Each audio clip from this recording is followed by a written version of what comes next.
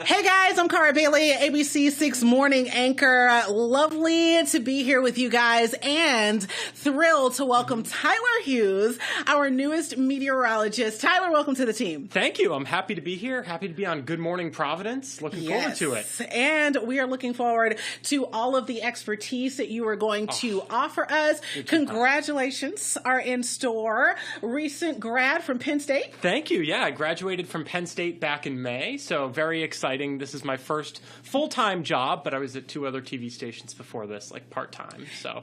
And in those 2 other stations, what were some of the favorite weather events that you were able to cover? Oh, my goodness. I covered everything. I covered snowstorms, famous Pennsylvania sleet storms, right, where it wasn't quite snowing. Some of us wish that it was, right? But also, covered some severe weather, tornado warnings, things like that. Luckily, we don't get too many of those here in Providence. But if we do, I'm prepared for it, Which is good. I went storm chasing twice when I was in college as well. So my university, I went to Penn State, and one of the programs that we have, we go on a 2-week storm chase at the end of May every year and chase severe weather in the plains to learn about it. So. And did you get to go in like the eye of any tornadoes or anything like that? Safety is the number one goal. Okay. So we don't go near any tornadoes. We kind of stay back a little bit. Didn't see any tornadoes, but I saw a funnel cloud, saw some pretty good-sized hail and some other things. So it was very exciting, and it makes the textbook kind of come to life, right, when you see it. So that was a really cool experience. And it's going to be fun to see you in action as you add all of this contextual insight to the weather that we experience here, which right now is super hot. I have been roasting since I arrived in Providence. What is up with this?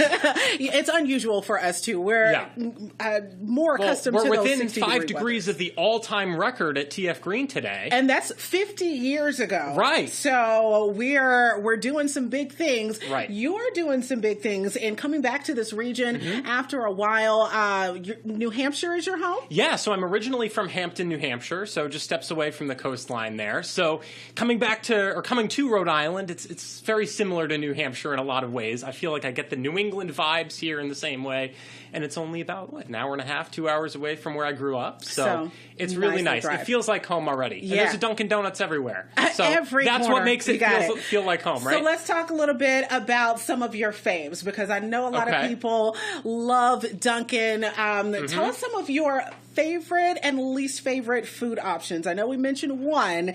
Let's talk about it. So I'm a big coffee drinker. Yeah. Every morning. That's going to be really important for the morning show, especially at 3 a.m. when we get started. Exactly. Yep. I'm a big meat and potatoes kind of guy, nice steak, potatoes, that sort of thing. I love ice cream, so anywhere I can go to get ice cream, We've got a lot of cute little shops around here. Some of them open year-round, but some of them, you got to catch them during that summer season. I'm going to be checking out every single one of those. Oh, yeah. We got tips for you. Okay. We're going to make sure you get some Dells. We got to get you some Dells. Yes. Yeah. I've been wanting to try that. One thing I don't like as much, though, seafood. I feel like I'm the only New Englander I know that doesn't like a lot of seafood. We're going to get you on. You said is it clam strips? Clam strips are generally what I eat when I do eat seafood. So maybe it's not that often. Maybe we can segue you into a little neck here. Maybe we'll see. We'll see what happens. We'll try. We'll do a couple of taste tests and see how that lends out. Okay, so we've got a lot of different landscape around here too. Would you lean more towards summer or winter? Ooh, that's a hard one. Forecasting wise, well, and just living. I love winter. For just living. I love winter. Good. I love the cold. Of course. I love to go out in the snow, sledding, snowshoeing, all that sort of thing.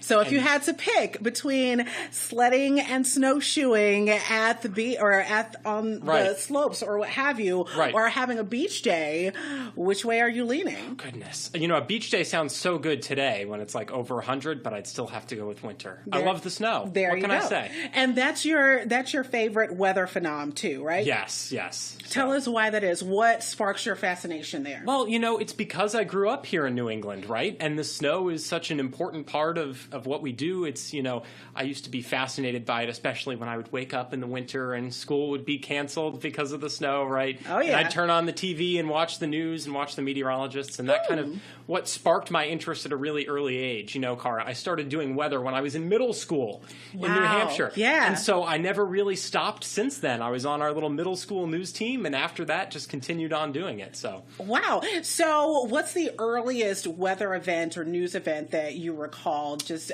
being fascinated and captivated by? Right. The earliest weather event I probably recall is the 2008 ice storm that we had in New Hampshire. That was very bad ice storm. We were without power for more than a week in my house just because of the amount of freezing rain, the ice accretion that we had.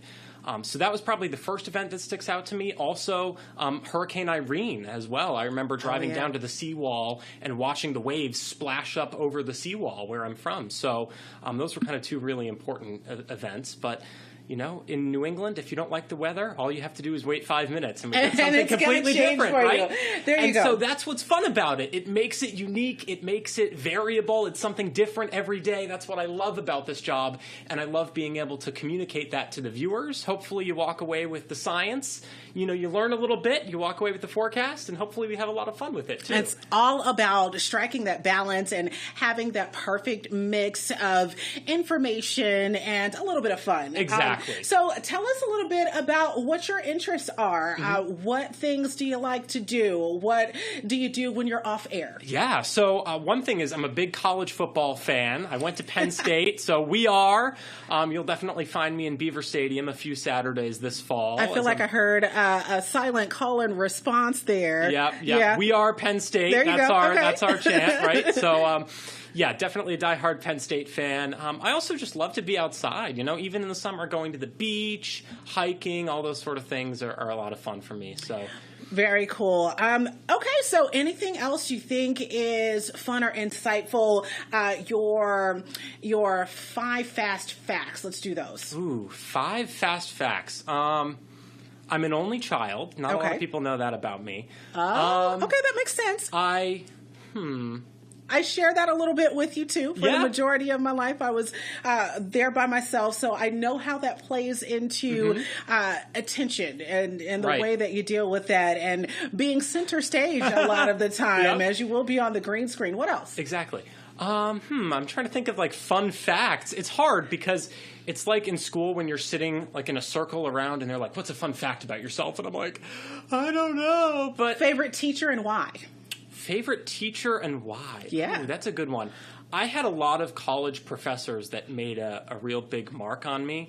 But Dr. Neese, my forecasting professor, he taught us a lot about the science behind forecasting, and he is a legend in the industry, too. He's written at least 1 or 2 books. He used to be on the Weather Channel, and so I think Dr. Neese, he's one of my favorites. Was Dr. Neese hard? Was he a tough teacher? Oh, yeah. He was a tough grader. And I would be scared every time I got up. I hope he doesn't watch this. I love you, Dr. Neese. I hope he does. I love you if you're watching, but I would be scared every time I would get up to do a presentation in his class, shaking in my boots. But I learned so much from it, and that's what it's all about. Isn't that interesting how oftentimes the teachers who are the hardest on you are the ones that catapult you into your career and really solidify what it is that you do? Don't you think he would be proud to see you now here in Providence, letting everybody know all of the expertise that he taught to you? Yeah, and he was really happy when I got this position and see me moving back home. So. Yeah. I also had a teacher in high school that was really influential too. AP Physics, my AP Physics teacher, and I remember he wrote on one of my lab reports one day, A+, this is why Penn State Meteorology would be lucky to have you. And it was before I even applied. And so that was kind of a transformational moment for me and something that really kind of propelled me to go there. I think that's cool. What about your favorite travel story? Let's talk travel. Oh, yes. I love to travel. I've been to Italy. I've been to Greece. I, in fact, was in Greece just a couple weeks ago and got to visit the world's first meteorological observatory in Athens. Dates back to the BC era, right? And so that's really exciting. They did daily weather and daily astronomical observations there, because back then a lot of what they knew about weather was watching the stars, right? So that's really cool. I just love to travel, love to experience new cultures, trying food, obviously, in those types of areas is really great as well. Iceland was another really great favorite of mine. That's a fun area. What'd you do there? We did a glacier tour. So glacier tour? Yeah, so we went up to walk in a glacier, went in a hot spring, which was really cool.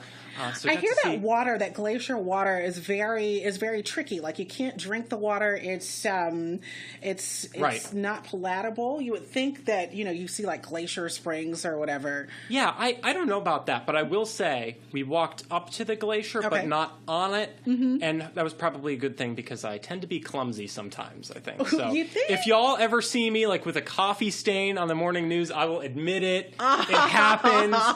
So that just lets us know that you're human and that you had a good cup of joe. Exactly. We're all human, and we all love to drink coffee. So. Well, you mentioned being able to look up and stare at the stars in your recent trip.